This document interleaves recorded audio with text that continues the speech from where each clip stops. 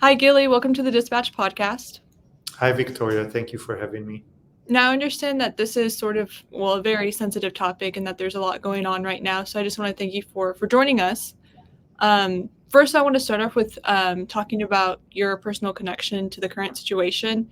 Can you tell us a little bit about Gili Roman and Carmel Gat and their current situation? Yes, so Yarden and Carmel are both family relatives of mine. Yarden is my sister, and she's been kidnapped from the same house in Be'eri, a kibbutz next to Gaza, with Carmel Gat, who is her sister-in-law. She's the sister of her husband. At that house, they were staying for the weekend with Alon, my sister's husband, and their daughter Geffen.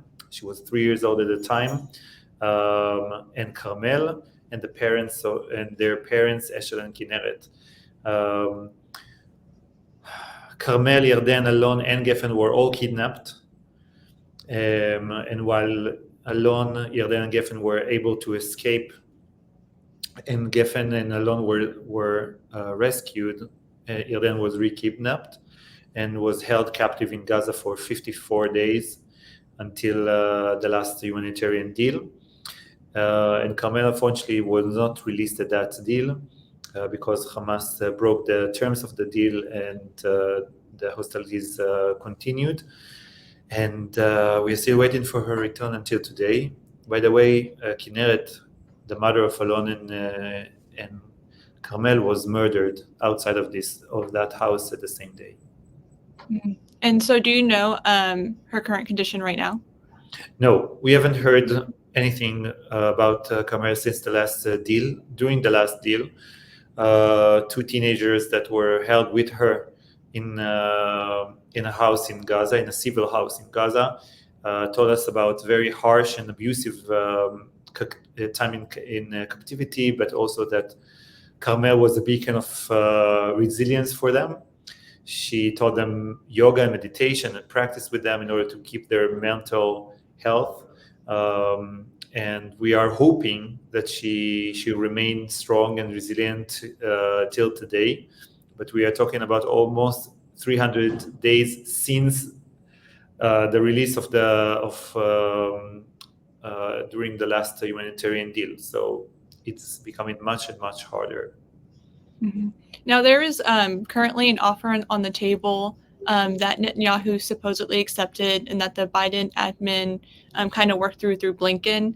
And now people are sort of waiting for Hamas to respond. Do you have any thoughts on the current negotiations in that situation?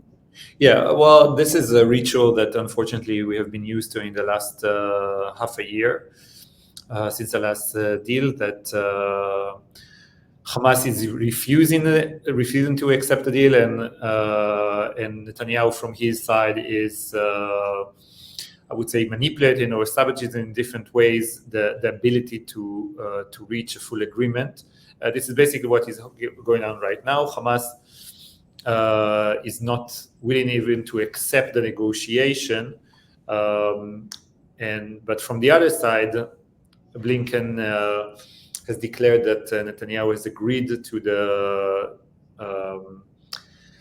the breach of terms that the U.S. suggested, but in Hebrew, Netanyahu has already stated that he does not agree to some of the things, mostly about Philadelphia corridor, what makes it even harder for us to push Hamas into the negotiation table and get to a certain compromise.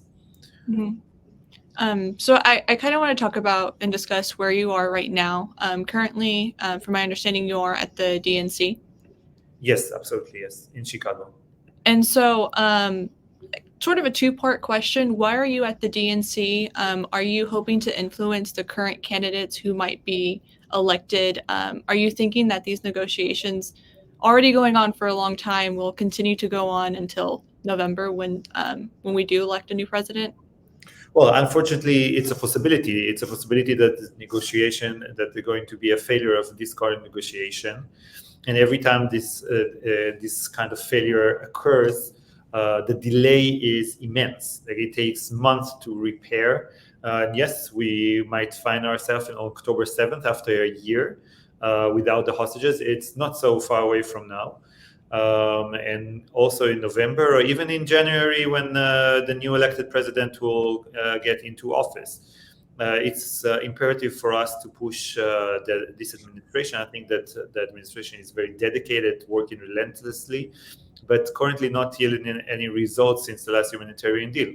So this is really important for us, but it's also important for us to make sure that the Democratic Party and the administration are not in any way neglecting this issue and leaving it behind because it's complicated, because it's hard, or because there are different voices, I would say extreme, marginalized voices in this party, which are not committed to the hostage issue, or even contrary, or calling for immediate ceasefire without the hostages. This is completely unacceptable. It's an inhumane thing to do.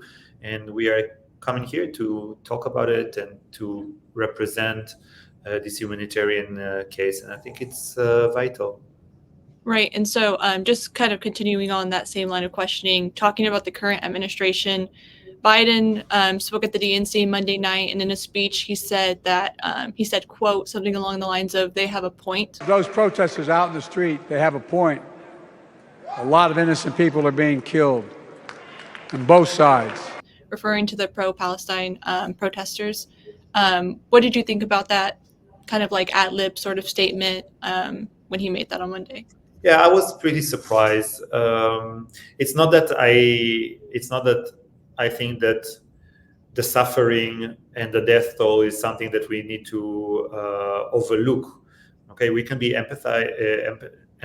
show empathy towards Israelis that are being evacuated, the ones that have been killed and being taken hostages, as we can be show empathy towards Palestinians that were obviously suffering, and I would say mostly suffering because of the actions of Hamas, because of the decision of Hamas. It's important for us to acknowledge that although I criticize my government about the deal, the main reason that Hamas is not accepting the deal is because they want things like an ability to rearm themselves, to regain power as a terrorist organization. Is completely unacceptable in the sense of the core of it. Maybe tactically we should adhere to some of it to get our hostages. So I think that in a way framing that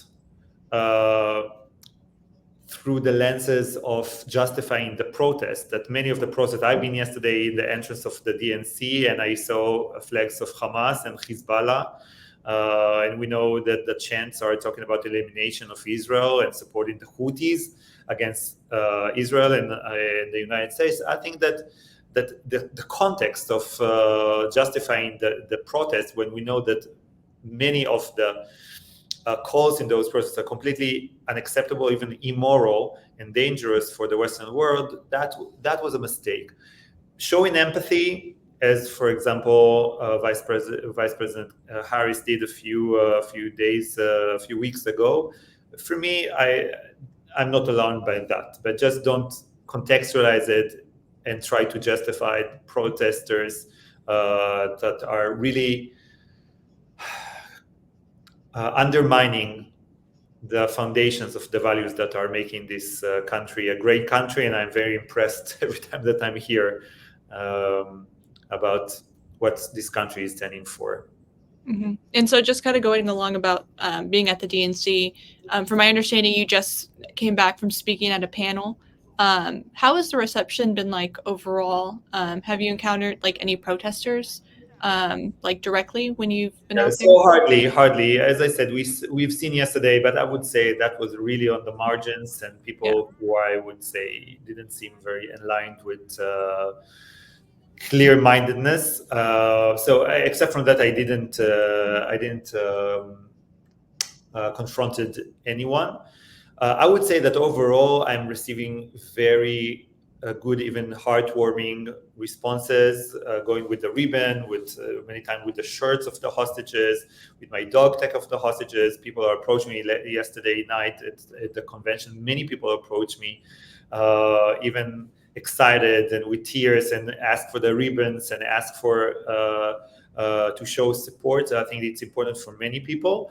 On the other hand, I can say that in some places that are more more conflictual about this, it's more tension. I also represented the hostage families in the LGBTQ plus caucus, and that was, I would say, more tension, not in the way that somebody approached me or confronted me in any way, but I felt that the room has more tension. I felt that it's harder to get with my identification as an Israeli, as a hostage family member.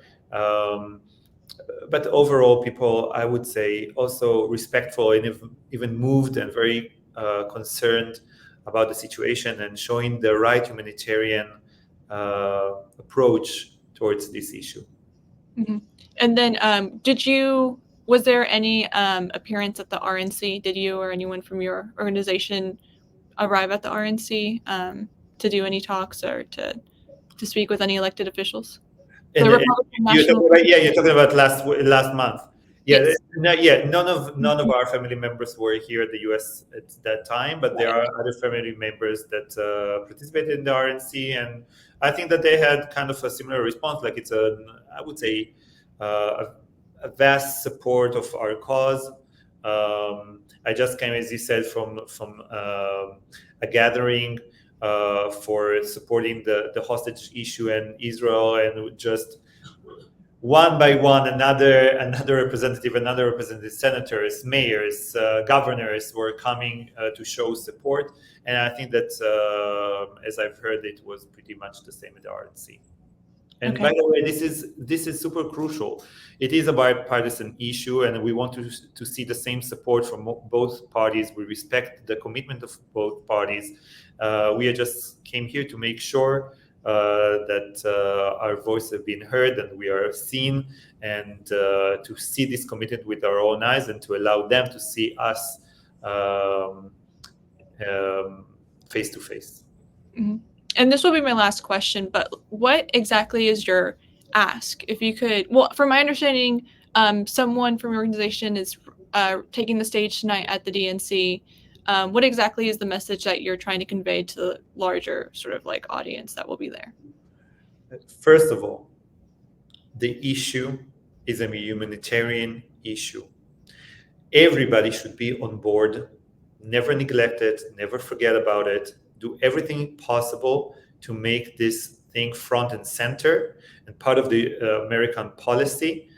This is for once.